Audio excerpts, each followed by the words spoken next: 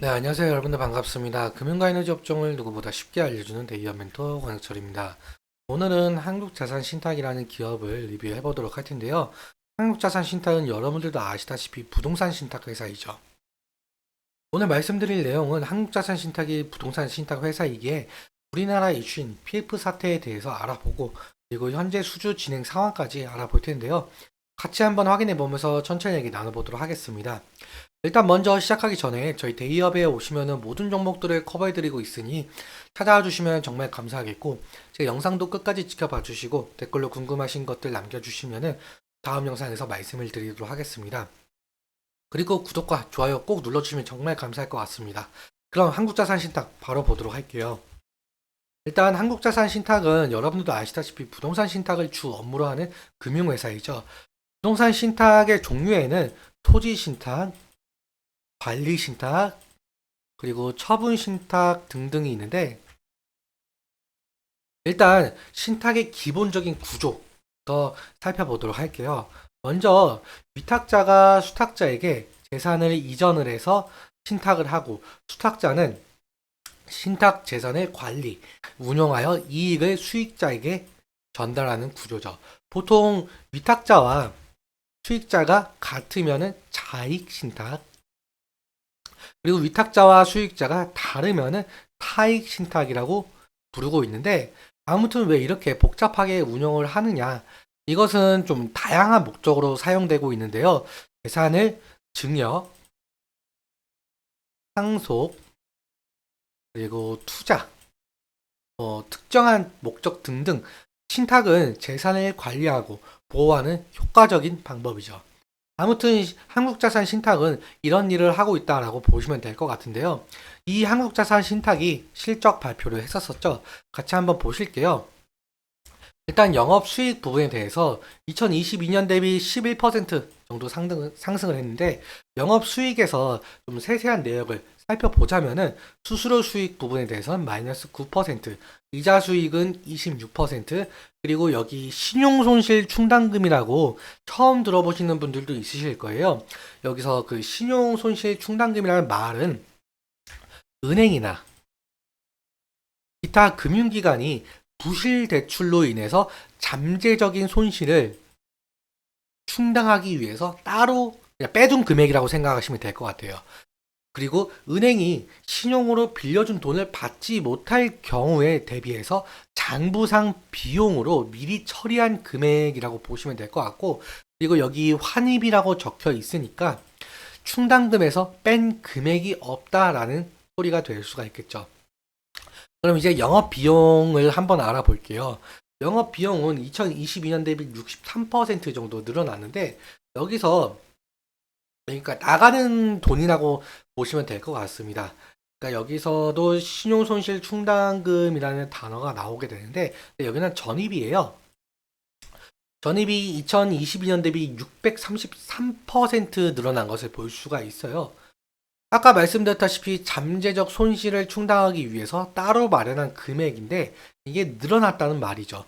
사실 이렇게 쌓아둔 충당금들이 위험이 실현이 되지 않으면 다시 이익으로 잡히게 되는 부분이긴 하지만, 여러분들도 아시다시피 현재 한국 이슈 중에서 PF 부실 사태가 있잖아요.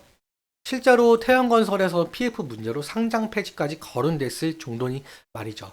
그렇다면 일단은 근본적인 원인인 부동산 PF 연체가 왜 생겨나고 있는지 그 부분부터 함께 살펴보도록 할게요. 그러면은 먼저 부동산이 어떻게 개발되고 있는지 살펴보아야 하는데, 먼저 시행사는 지주에게 땅을 사게 됩니다. 이때 대출을 받아서 땅을 사게 되는데, 여기서 토지 소유권이 아직 넘어오지 않은 상태이고 인허가가 나올지 불확실해서 1금융권은 참여를 하지 않고 2금융권이 참여를 해서 금리가 높습니다. 이 대출을 브릿지 론이라고 하고 있고요. 그 이후에 토지 매입이 끝나고 인허가도 받으면은 공사가 시작하게 되고 있는데, 여기서 금리가 비싼 대출을 싼 대출로 넘어가는 게 본 PF 대출. 이 PF가 나오게 되면은 브릿지론을 상환하게 되고 남은 금액으로 실제 건설이 진행이 되고 있는데 여기서 두 가지 위험성이 있습니다. 첫째로 본 PF 대출이 안 나와서 브릿지론 대출을 상환을 못해서 연체가 생긴다는 거고, 둘째로 본 PF가 나와서 건설을 진행을 해도 사실상 건물을 올렸는데 분양이 안 되면은 본 PF를 갚을 능력이 못하는 거잖아요. 그래서 연체가 생기는 것.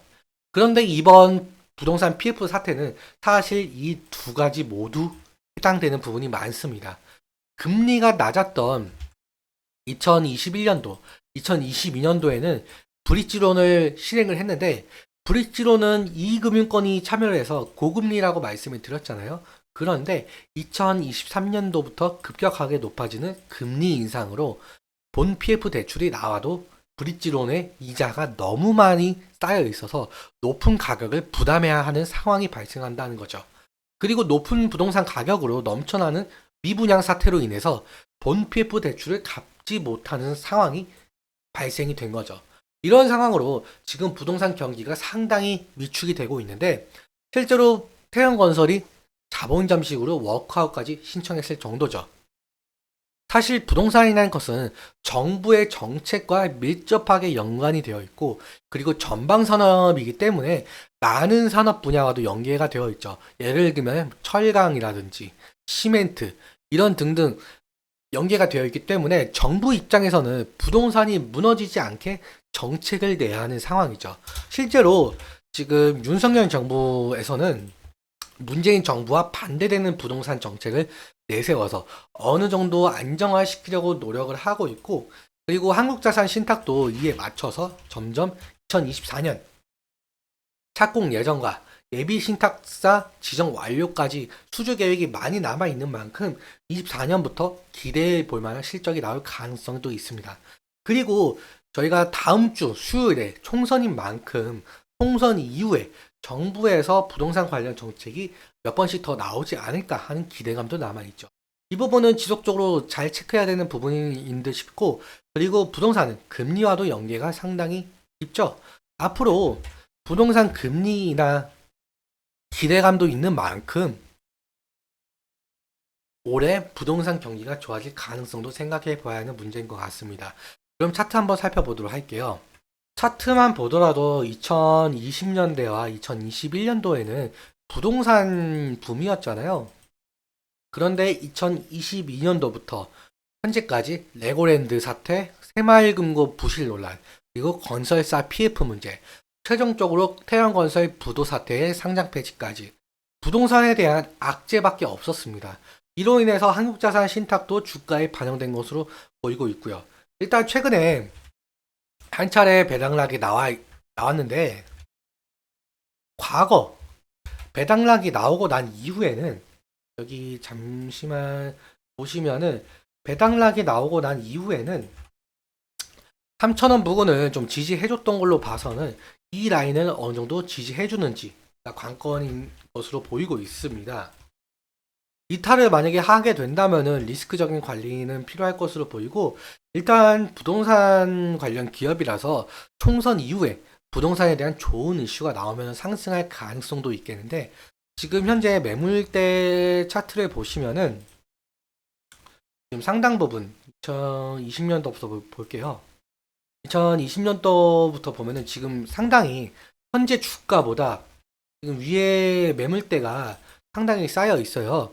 그래서 차익 실현 매물이나 원금 보존 매물이 나올 가능성도 염두에 두시는 것도 좋을 것 같습니다. 그래서 한국자산 신탁의 경우에는 부동산 관련 이슈가 나올 때마다 제가 지속적으로 말씀을 드리도록 할게요. 오늘 내용 도움 되셨다면 구독과 좋아요 부탁드리고, 오늘 말씀드린 내용과 차트적인 부분에 대해서는 제 개인적인 견해가 있을 수 있게 여러분들의 주관적인 견해와 함께 투자를 하여 현명한 선택하셨으면 좋겠습니다. 오늘도 시청해주셔서 너무 감사하고, 지금까지 멘토 권혁철이었습니다. 감사합니다.